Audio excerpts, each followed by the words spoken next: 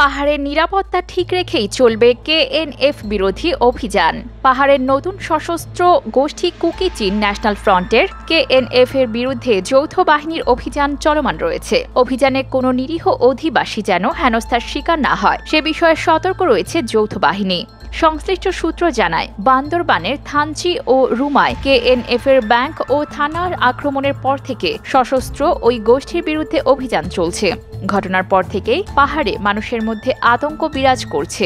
অভিযানে যাতে কোনো সাধারণ মানুষের ক্ষতির শিকার না হন সেদিকেও খেয়াল রাখা হচ্ছে। এরই মধ্যে ২৪০টি ক্যাম্পে পুলিশ মোতায়েনের প্রস্তাব দিয়েছে স্বরাষ্ট্র মন্ত্রণালয়, যেখানে পুলিশের বদলে আর্মড পুলিশ ব্যাটালিয়ন মোতায়েন করার সিদ্ধান্ত হয়। এদিকে কেএনএফ এর শক্তি ও সমর্থন খুব একটা আছে বলে মনে করেন না দেশের সামরিক বিশ্লেষকরা। সশস্ত্র সংগঠনটি শুধুমাত্র তাদের নিজস্ব স্বার্থ হাসিলে কাজ করছে এবং তাদের কর্মকাণ্ডে পাহাড়ি সাধারণ জনগোষ্ঠীর অংশগ্রহণ নেই বললেই চলে। বরং তারা উল্টো পাহাড়ি সাধারণ মানুষের উপর ছিনতাই, চাঁদাবাজি, ডাকাতি ও অপহরণের পর মুক্তিপণ আদায়ের মতো অপরাধ সংগঠিত করে যাচ্ছে। নিরাপত্তা বিশ্লেষক ব্রিগেডিয়ার জেনারেল অবসরপ্রাপ্ত মোহাম্মদ বায়েজিদ সারোয়ার এ প্রসঙ্গে বলেন, পূর্বাঞ্চলের দুর্গম উঁচু পাহাড়ে অভিযান পরিচালনা একটি বড় চ্যালেঞ্জ। সীমান্তের ওপার থেকে সশস্ত্র গোষ্ঠীটি সমর্থন পাচ্ছে, যে কারণে গোয়েন্দা কার্যক্রম কঠিন হয়ে পড়েছে।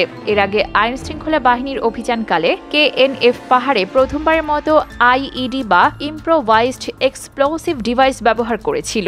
এসব বিষয় বিবেচনায় রেখে অভিযানে অংশগ্রহণকারী বাহিনীর মধ্যে সঠিক সমন্বয় প্রয়োজন বলে মন্তব্য করেন জনাব সারোয়ার। তিনি আরও বলেন, মনে রাখতে হবে এই অভিযানের লক্ষ্যবস্তু শুধুমাত্র কেএনএফ এর সশস্ত্র সন্ত্রাসীরা। পাহাড়ের সাধারণ জনগণের সামান্য ক্ষতিও কোনোভাবে গ্রহণযোগ্য হবে না।